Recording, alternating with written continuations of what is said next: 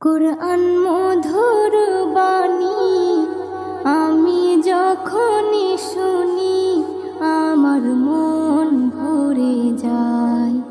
কুরআন মধুর বাণী আমি যখনই শুনি আমার মন ভরে যায়।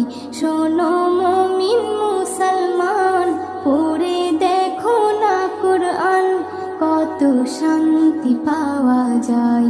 কুরআন